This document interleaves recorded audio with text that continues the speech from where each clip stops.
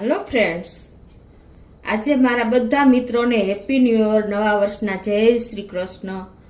આજે હું એક અથાણાની રેસીપી તમારી સાથે શેર કરું છું, જે આપણે અલગ જ રીતે છે। આ રીતે તમે ક્યારેય લીંબુનું અથાણું નહીં બનાવ્યું હોય, નથી બાફવાની ઝંઝટ કે નથી લીંબુમાં મીઠું કે હળદર ચડાવવાની ઝંઝટ, કોઈ પણ જાતની ઝંઝટ વગર આજે આપણે ઇન્સ્ટન્ટ અથાણું બનાવશું ને આ અથાણું 5 વર્ષ સુધી તમારે બહાર બગડશે નહીં, એની હું ગેરંટી આપું છું મિત્રો। અને ટેસ્ટમાં ચટાકેદાર એવું બનશે।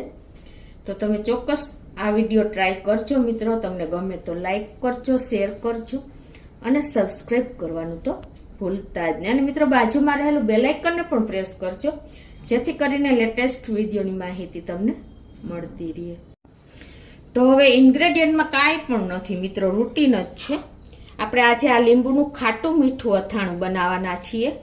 તો આ અત્યારે મેં આપણે લીંબુ લેવા જાય ને માર્કેટમાં, ત્યારે લીંબુ કેવા ચૂઝ કરવાના, પાતળી છાલના અને એકદમ પાકેલા કાવા જો લીલા પીળા હોય ને એવા લીંબુ લેવાના છે અથાણા માટે। કેમ કે પાતળી છાલ હોય ને એમાં લીંબુનો રસ વધારે હોય છે, અને એકદમ ફ્રેશ લેવાના, એટલે તમારે ટાઈમ પણ નહીં લાગે લીંબુ ગળતા। અને બીજું આપણે આ 250 લીંબુ છે, તો સામે એટલી જ આપણે સાકર લેવાની છે। તમે ખાંડ પણ વાપરી શકો છો, પણ હાઇજેનિક અથાણું બનાવવા માટે અત્યારે હું ગાંગડા સાકરનો પાવડર મેં 250 ગ્રામ કર્યો છે। અને મીઠું ટેસ્ટ એકોર્ડિંગ આપણે નાખશું, લાલ મરચું તમે તીખું ખાતા હોય એ પ્રમાણે નાખી શકો છો, અને ધાણા જીરું નાખશું। બીજા કોઈ વસ્તુ આમાં એડ નથી કરવાની, અને ઇન્સ્ટન્ટ બની જશે। તો બનાવવાનું ચાલુ કરીએ। તો આ લીંબુને મેં 2 થી 3 પાણીએ ધોઈ લીધા છે, અને એકદમ કોરા કરી લીધા છે, એટલે કે લૂછી લીધા છે। હવે એને તમારે ઊભી સ્લાઇસમાં સમારવાના છે આ રીતે, અને પછી તમારે આવી રીતે જેવડા કટકા કરવા હોય ને એ પ્રમાણે કરી લેવાના। અને ખાસ શું ધ્યાન રાખવાનું ખબર છે, આમાં એક પણ બી રહેવું ના જોઈએ। જો બી રહેશે ને તો તમારું અથાણું કડસું લાગશે અને લાંબો ટાઈમ સુધી નહીં રહે। એટલે ખાસ નોટ કરજો કે લીંબુના અથાણામાં બી ન જવું જોઈએ। તમારે બધા બીન્સ કાઢી લેવાના છે આ રીતે, અને આ રીતે લાંબી ચિપ્સમાં ક્યાંથી તમારે પાતળા કટકા કરવા હોય ને તો પણ તમે કરી શકો છો। આપણે મીઠા હળદરવાળું અથાણું બહુ બનાવ્યું, લીંબુનું ખાટું મીઠું અથાણું લીંબુ બાફીને બનાવ્યું છે, પણ એ લીંબુનું અથાણું લાંબો ટાઈમ રહેતું નથી। અને આ લીંબુ તમારે ઇન્સ્ટન્ટ થઈ જશે અને 2 દિવસમાં ગળી જશે, તમે ખાઈ પણ શકશો, એટલું ટેસ્ટી અને એકદમ એવું ને એવું રહે છે। તો આ રીતે આપણે બધા લીંબુને બીન્સ કાઢીને અને સમારી લેશું। અને મિત્રો જો તમે આવી રીતે વચ્ચેથી લીંબુને સમારશો ને તો એના બી ઇઝીલી નીકળી જશે। આવી રીતે તમને બી કાઢવામાં પણ ઇઝી પડશે। તો તમે નાના પીસમાં આ રીતે પણ સમારી શકો છો, અને ઘણા ઓછા લીંબુ ખાવા હોય તો પણ 1 પીસ નાનો લઈને ખાઈ શકે। એટલે મેં હવે આ રીતે તમને સમારીને બતાવ્યા છે, કેમ કે લાંબી ચિપ્સ કરશો તો તમને થોડાક મોટી ચિપ્સ પડશે।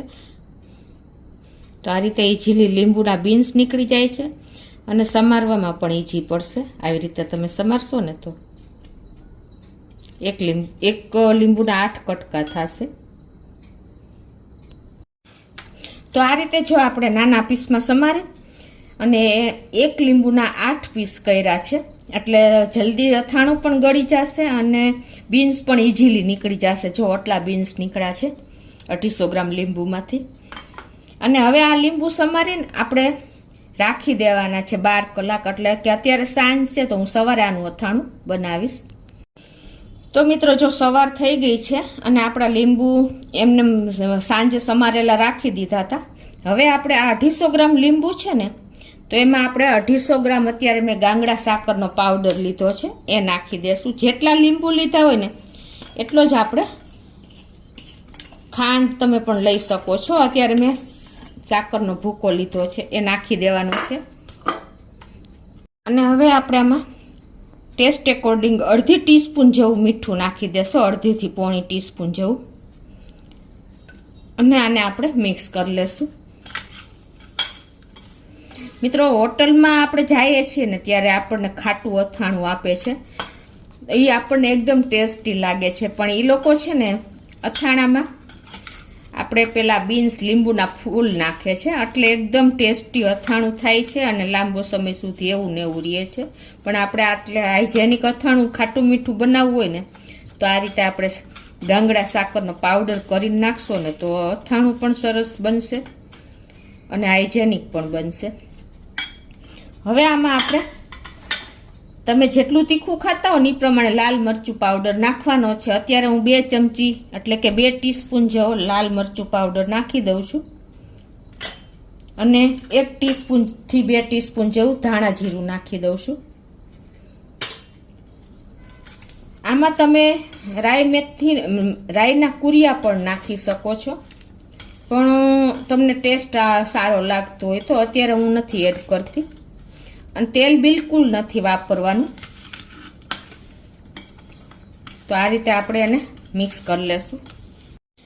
તો આ રીતે જો આપણે અથાણામાં બધા મસાલા મિક્સ કરી લીધા છે અને હવે આને આપણે 2 કલાક રાખી દેશું એટલે એકદમ સરસ એનો રસો છૂટો પડશે અને આ અથાણું 2 દિવસમાં જ ખવાય એવું થઈ જાય છે. એટલે ઇન્સ્ટન્ટ આપણે લીંબુનું ખાટું મીઠું અથાણું જો તમે આ રીતે બનાવશો ને તો તમે આ રીતે જ બનાવતા થઈ જશો. તો મિત્રો જો આપણે 2 કલાક થઈ છે બધા મસાલા કર્યા પછી રેસ્ટ આપ્યો એને અને હવે જુઓ આ રીતે રસો છૂટો પડી ગયો. જોયું એકદમ શાઇનિંગ રસો લીંબુનો થાય છે. તમને ખ્યાલ આવે છે? 2 કલાકમાં આટલો રસો તમારા લીંબુમાંથી છૂટો પડશે અથાણામાંથી. જો એકદમ ટેસ્ટી, આંખોને ગમે ને એવું એટ્રેક્ટિવ આપણે અથાણું બન્યું છે અને ટેસ્ટમાં પણ એવું જ બનશે. તો મિત્રો આ અથાણું તમે 2 દિવસ રાખ્યા પછી તમે આને બેણીમાં ભરી શકો છો. 2 દિવસમાં જ આપણે ખવાય એવું અથાણું તૈયાર થઈ જાય છે. કોઈ ટાઈમ પણ નથી લાગતો કે નથી આપણે હળદર મીઠાવાળા લીંબુ કરવાના કે નથી આપણે લીંબુને બાફવાના. કોઈ પણ જાતની ઝંઝટ વગર કે કોઈ પણ જાતના બોરા તમારે યુઝ ન કરવા હોય ને તો આ રીતે તમે ઇન્સ્ટન્ટ લીંબુનું અથાણું લીંબુની સિઝનમાં બનાવી શકો છો.